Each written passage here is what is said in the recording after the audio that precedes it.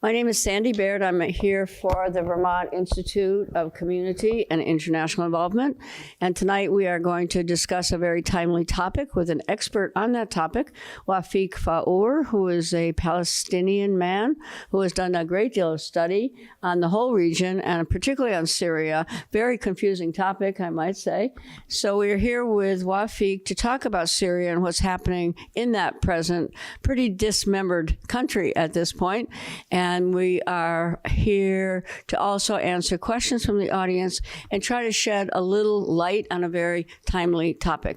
Okay, so this is Wafic, a Palestinian man who grew up in Lebanon, correct? In a refugee camp. Okay, great. Thank you. Thank you, and assalamu alaikum. To talk about Syria, you have to talk about the whole region together. Many of you, if you look at the map, you will see many countries: Syria, Iraq, Jordan, Lebanon, some Israel, and the Palestinian territory.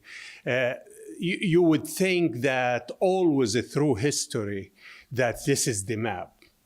And if we expand the map outside of that, and we looked at the Gulf area, like Arab Emirate, Qatar, and all the rest of the Arab, or if we go to Northern Africa, Arab countries, Egypt, Libya, Tunisia, and Morocco, we would think always we have those countries on the map. Actually, those countries have been created only in 1917.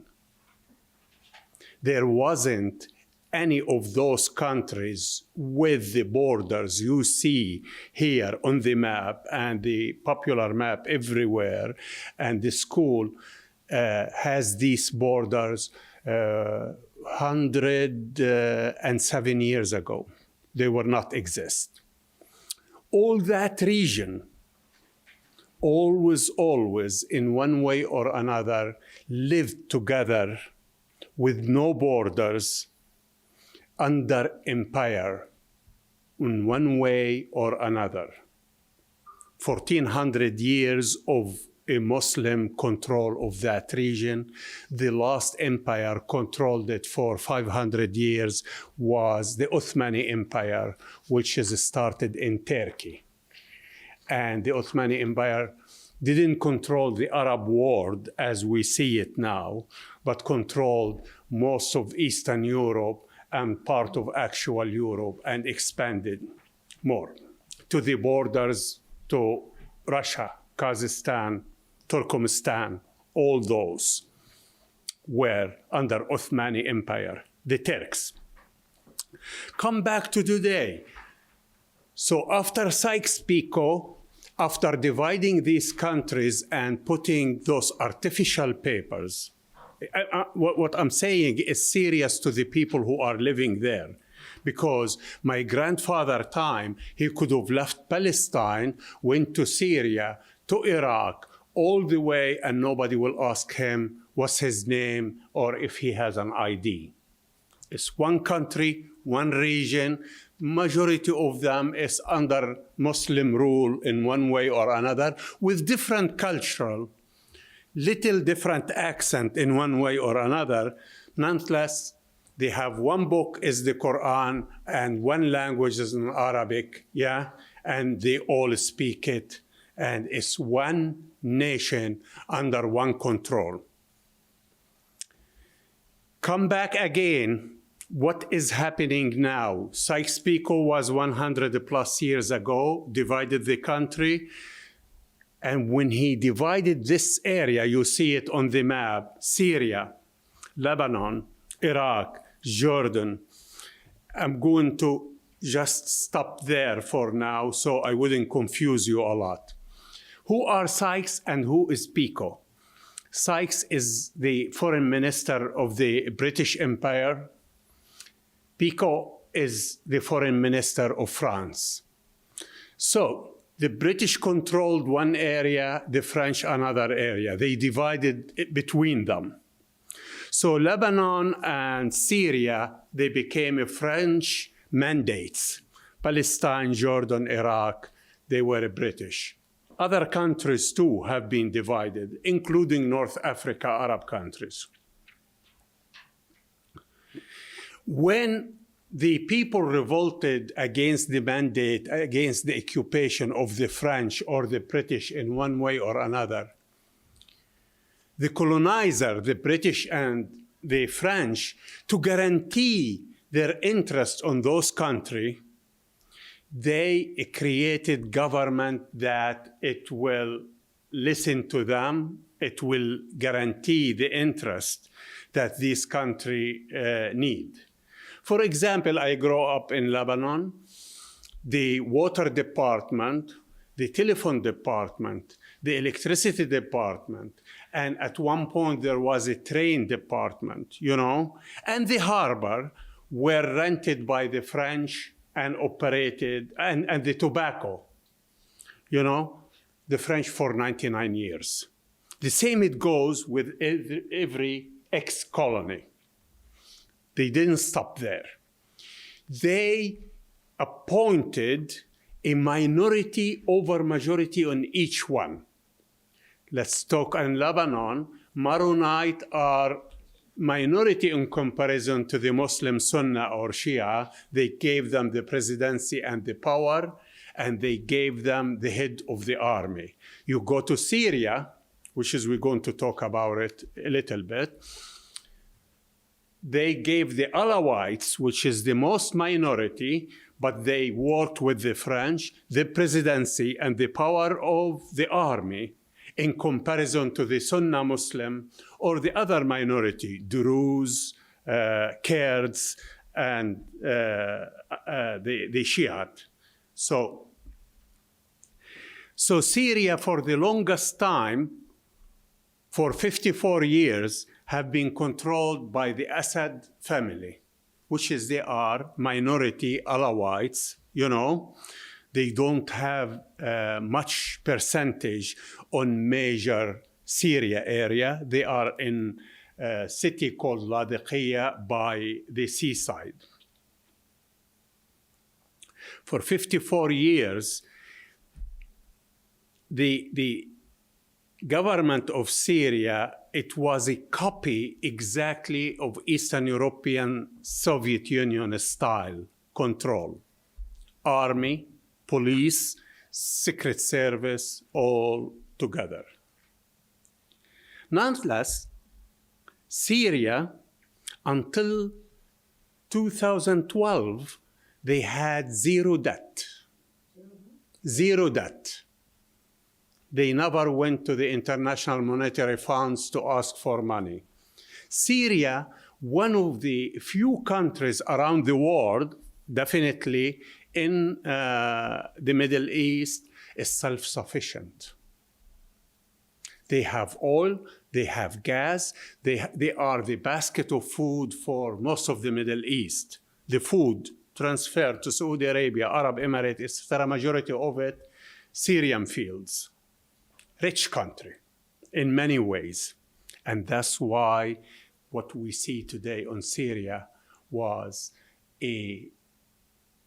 have been studied, have been designed to take a place now. Not only on Syria, when George Bush Jr. was a president, Condoleezza Rice, his advisor in security, she said one thing straightforward. She said, we're going to see a new Middle East. The old Middle East, no longer. When they went to Afghanistan in a war, they said, we're going to go another 6 Muslim countries and Arab countries.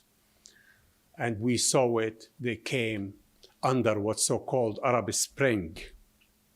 They went to Libya, destroy it, Iraq, destroy it, Sudan, destroy it, and we see them now on, Afghanistan for sure, and we see them now on Syria, and the last one was on the program is Iran.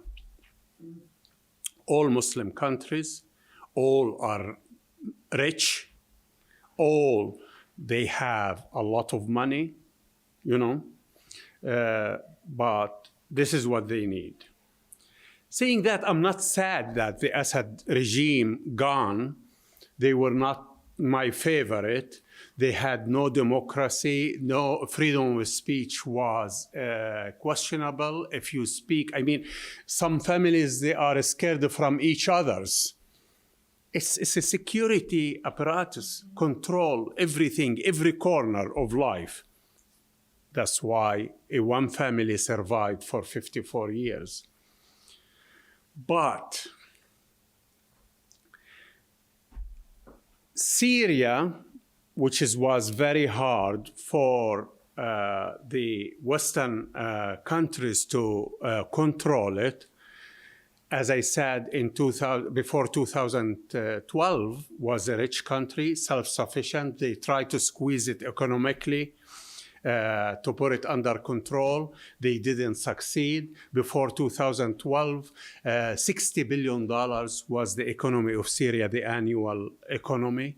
They were tens of thousands of tourists. It was safe for tourism. They have everybody, the education is free, healthcare is free, and help in housing, etc., etc. You don't find homeless, etc. But it has a price to pay. So when they came at 2012 as an Arab Spring, they came from different kind of opposition to the regime.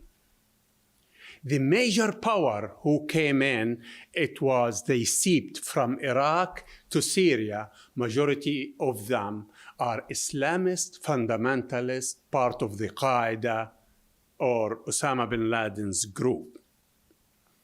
Those fundamentalists, they have been under the control with money of the Western country and the money coming from Qatar, Arab Emirates, and Saudi Arabia. Those countries have been played by the American power all the time. So when the US say to Saudi Arabia, you have to pay 1, 2, 3 for a change on the Middle East, they did it in Libya, they did it in Tunisia, they did it in Sudan, and they're still doing it, all over the place, including Egypt, all the way. Those Arab Emirates and Qatar and, they are the bankers on the Middle East for United States government. Let's talk about what happened just recently in the last couple of months. And you will know why it is scary for Syria and for us, because Syria for the Arabs is the heart of the Arab world. The end of Syria, as we know it, is the end of pan-Arabism, as we know it. No longer existed, because Syria was the only one surviving, everybody else left. Let's talk about what happened in last 2 months, because the guy who called Jolani, or called now, he changed his name to Ahmed al-Sharaa. He was Qaeda person. He was Islamist, part of the Qaeda. He got arrested. He moved from Qaeda to another fundamentalist called ISIS, if you remember. On ISIS, when he was in ISIS, he got arrested. By whom? By the American forces in Iraq. Over a sudden, he got released. And he moves with certain people, make a huge division with ISIS, and he called his group Nusra. Completely different group, is Syria, is different kind of things. He became head of the Nusra. Everybody knows his origin, that he is fundamentalist, but they released him. The Arab Emirates and Qatar gave him money. He's rich. He has these cars, and all the weapons needed. Tens of millions of dollars spent on his forces. The US, ironically, they put $10 million on his head, any information about him. But everybody knows where he is. and where he's moving, but the $10 million kept until just 3 weeks ago. They removed it. He was fundamentalist. You see his photos and look, he changed. He cut his beard a little bit more. He changed his clothes from Afghanistan clothes to military clothes, and now he wear a European suit with a tie. But if you look at the government he created in Syria, you will see from the Minister of Justice, which is, he was in video cutting the heads of women because he suspected that they did a sin. And now he is the Justice Department in Syria. Education, he was another one. Security service, he was ISIS. You know, all of them, their names were on the American Department and CIA. Every one of them. But what they did and what United States, Israel, and everybody doesn't want Syria as a country and no longer exist as a country.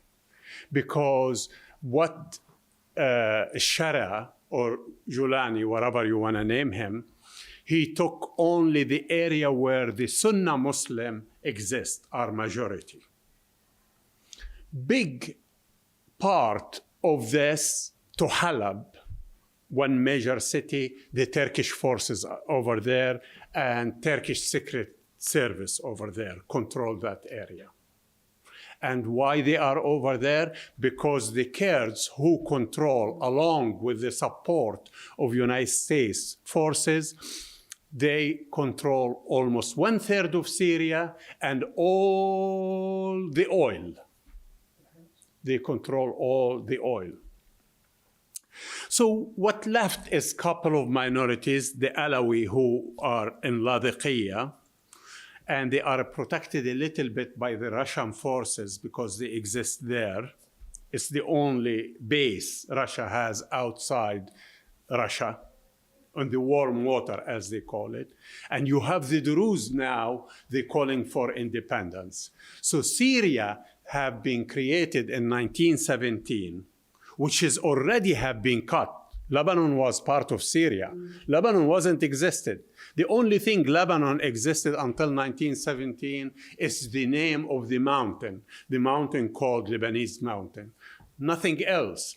The south was belonged to Palestine, the north and Tripoli, Syria, Bekaa Valley was Syria. Only the mountains called Lebanon. They created Lebanon in 1917 and they called it the Greater Lebanon. So they are dividing it again. Why? Because the interest of the United States and Israel, and I forgot to tell you that immediately when the Sharia came to Damascus, this guy, Golani, Israel went and took over a huge piece of land as large as Gaza enclave. And they took Mount Haramon. They are 20 kilometers from Damascus. They control Damascus militarily. You know? So Syria, as we know it, doesn't exist. This organization, a lot of people say, oh, Islamic, and they are better, and all that. No. They never fought Israel. That's why Israel is not fighting them. As a matter of fact, Israel gave them military. And when they were in war with the regime, they fixed them. They put military hospital on the border of Israel. They used to bring them, fix them, and send them to the battlefield again. So same what happened on Libya, what's happening in Sudan, and what's happening in most of the Arab countries where our minority existed, they want to fraction it. Same on Iraq. I mean, there is a Kurdish enclave. They are the Shiite on the south and the Sunni on the heart of the country. And any moment can break and be multi-countries. It will help the American to control that area by dividing that. You have to understand, before they got rid of Saddam Hussein under the excuse he has a weapon of mass destruction, Saddam Hussein has not third world country. He was a grade A country. I visited Baghdad and I saw it. He has factories, he has caterpillar, he has cars, he has, weaponry, everything. He, was rich country. Divide it, break it down, control it. And this is what's happening to Syria and most of what's so-called Arab countries. Ironically, the supporter of United States policy to survive, thinking that they're going to be protected, like the Arab Emirates, Saudi Arabia, Qatar, and Bahrain, they listen to what the White House tells them to do, and they are doing. And this is part of what we call American imperialism, American control. But beside that, if you want to ask me any question, I'm ready to answer. I don't know what you expected me to say about this subject. Well, I have a question. Why is it in American interest to wreck these countries? Why is the United States interested in breaking apart nations? I know that they were only created in 1917 as a result of World War I, correct? Yeah. But why is the United States and Israel interested in breaking these rather strong Arab nations apart? There are common interest to the United States and Israel to control that area. For Israel, expanding Israel with the support of the American, as Trump said recently, it's a small country and there is a lot of land around it, so let's make it bigger. For the Israeli, they still believe of a nation from the Nile to part of Egypt, part of Saudi Arabia, part of Iraq, even part of Turkey. The Israelis. Israel, yeah. They believe of a greater Israel. This is what they got promised, all this messianic idea of control, and this is their own land. They got promised by God. This is, and you control that area. This area is, as I said earlier, is rich. You look at the United States, they are focused on what they want. You see them in Syria, not all over the place. They are not guarding streets in Damascus. No, they took the area where all the oil and gas existed, completely under the control of the United States. Under the control of the United States. In Iraq, they are in control of the oil. And as the Americans said, oh, we're going to make them pay for it. We're going to make the Iraqi, we're going to take it. It's ours practically. And this is how they deal with the whole Arab world as a gas station. Mm-hmm. If you look at Saudi Arabia, yesterday he just said, they asked the President Trump, what country you going to visit first? He said, last time, usually we go to Great Britain, but last time I went to Saudi Arabia because they promised, which is he did, because they promised to do business of $450 trillion of business. This time, I'll tell them, you give me 450, I'll go. But because of the inflation, I'm going to ask for 500. Bring me the money. You want me to protect you? Bring me the money. Like the mafia? Like a mafia. So they have interest to control. Meaning the United States. United States and Israel. And they need a foot there on the Middle East. And they are scared for the American Middle East, which is the Emirates, the Saudi Arabia. Any kind of movement on the Middle East of Iraq, Syria, Palestine, Lebanon, it will affect the Arab Emirates and the others. And there are changes going to happen. And this is scared the United States. It scared them before, during the Soviet Union and the socialist movement, and scares them now, and scares them at Nasser's time, which is Arab nationalism. It scares them now.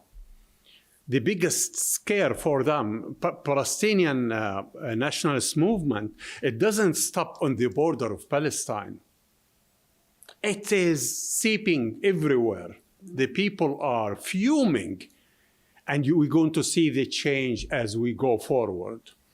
Much more than people expected, and faster than what we think. What kind of change?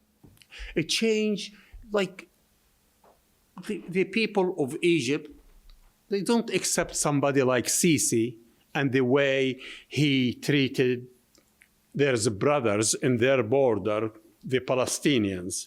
The people are fuming. It will take time, but a movement in Egypt can happen anytime.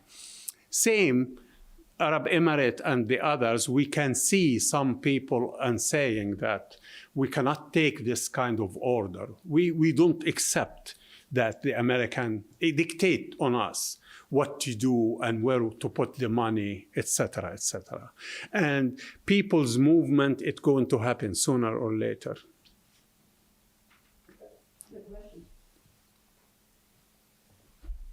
Do you feel that Sisi is going to be overthrown, or? You see, Egypt is completely different Arab country than the rest. It doesn't have minorities. The only minority they have, 90 to 10%, 90% Muslim, 10% Christian Copts. But they don't have tribal differences like in Iraq, in Lebanon, all that mixed and division on Syria. You see it, it's evident. But nonetheless, Egypt is not only the president, Egypt is the army. 60% of manufacturing power is Egyptian army.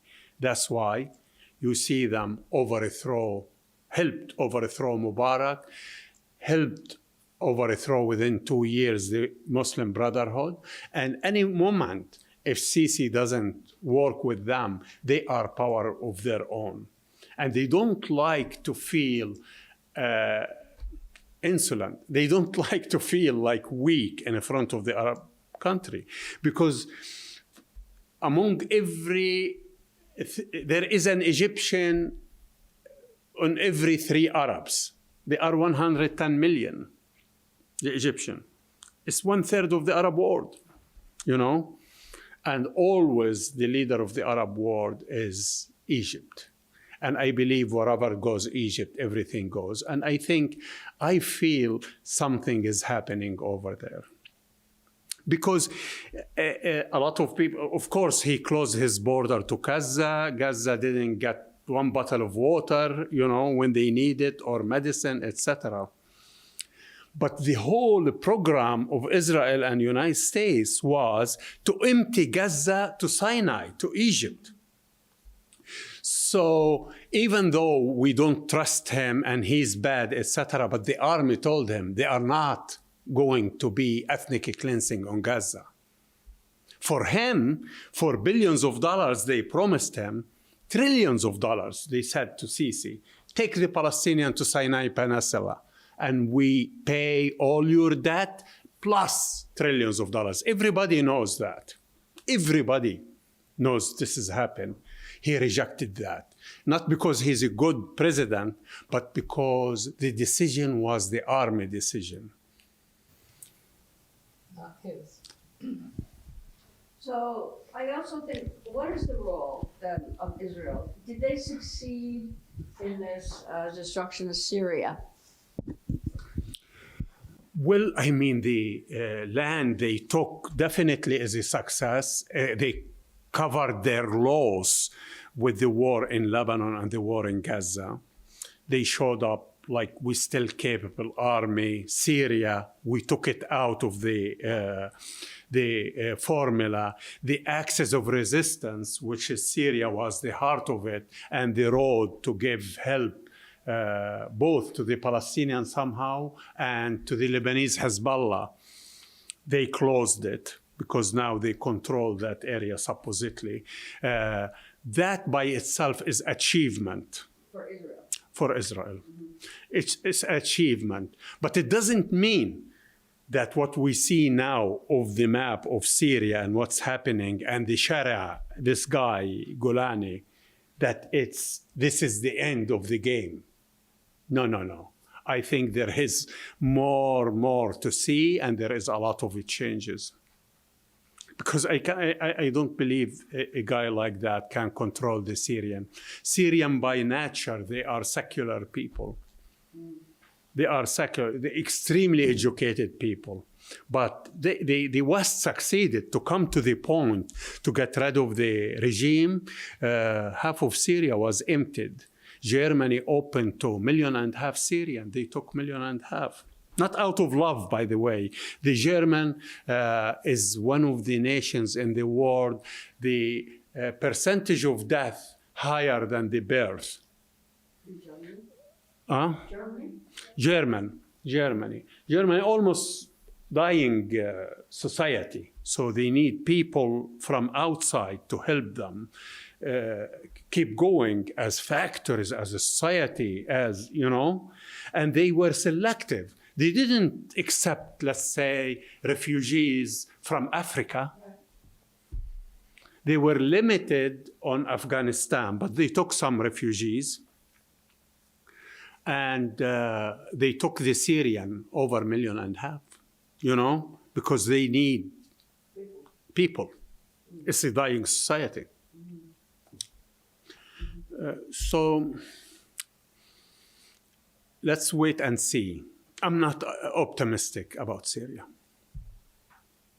Any other questions?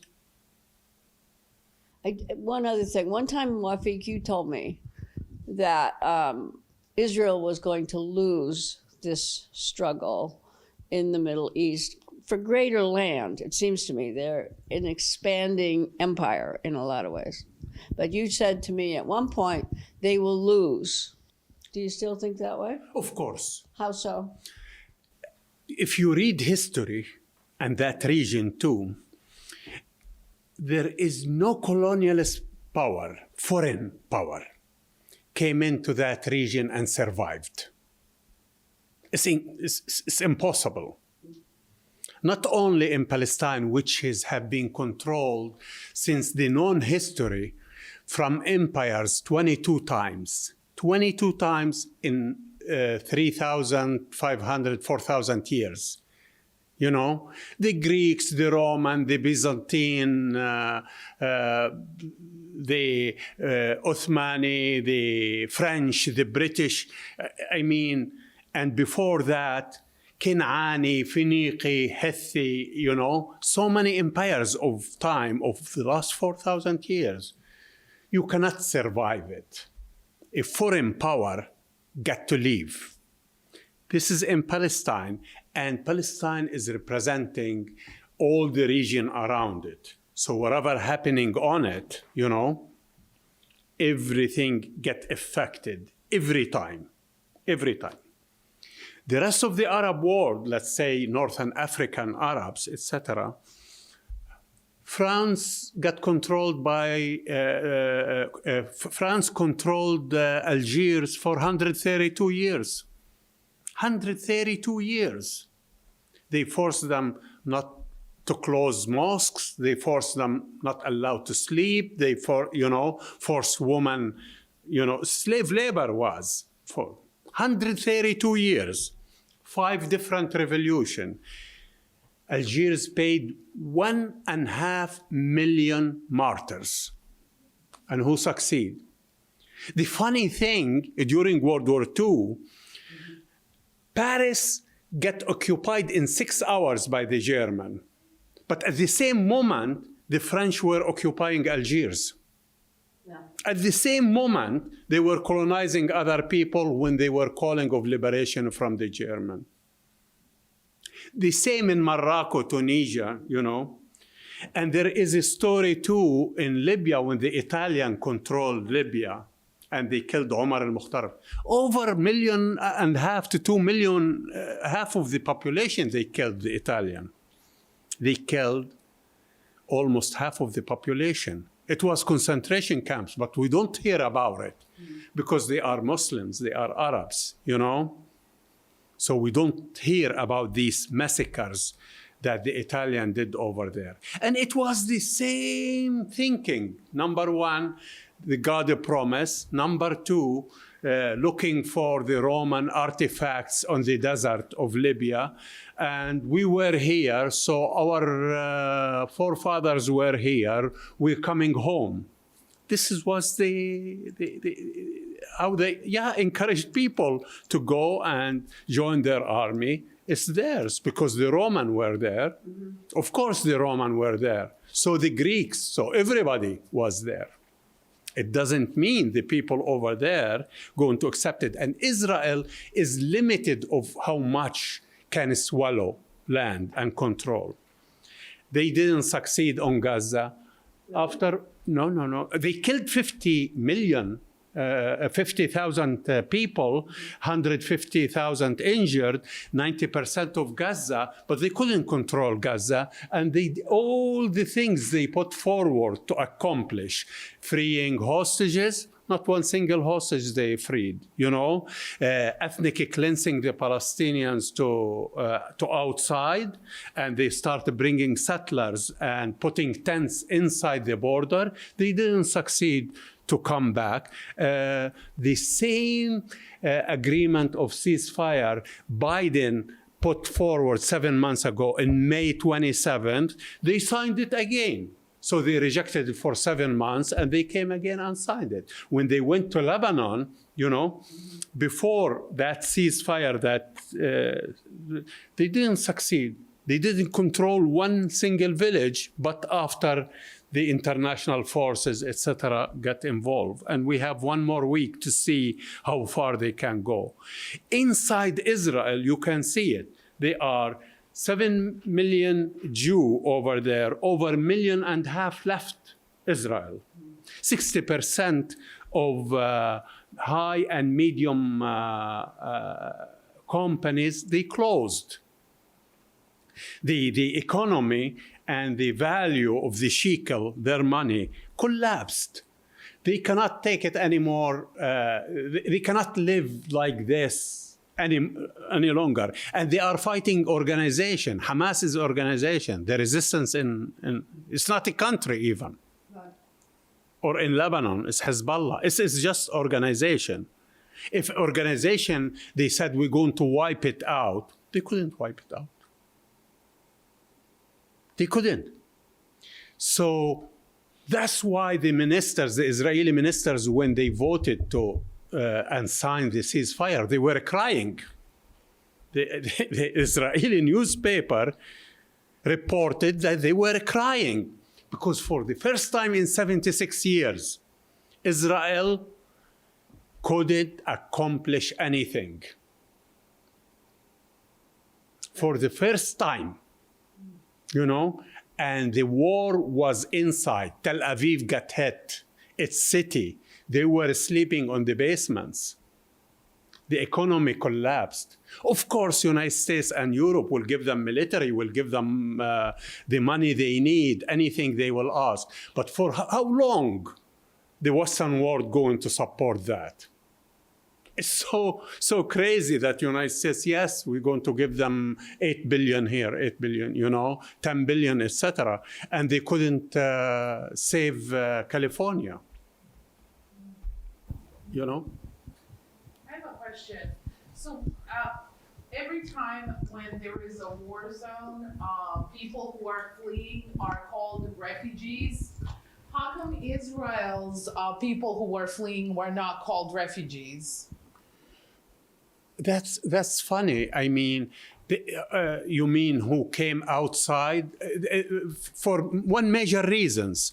Those Israeli who left Israel is the Israeli who carried 2 passports. Israeli passports, American passport, Israeli passport, French passport, Israeli passport, German passport. So it was easy for them just to switch and leave. That's why it wasn't refugees. And those people who left are wealthy enough to buy tickets out. The poorer Israeli or Jews who lives in Israel, like the Eastern Jews, like the Yemeni Arab Jews, like Moroccan, etc., they cannot afford that. Anyway, they are lower class on the Israeli ladder. Nobody respects them on that country. They use them for wars, but not more, you know. And I think, yes, they will collapse. Really? Of course. Any empire, anybody, any foreign empire is out.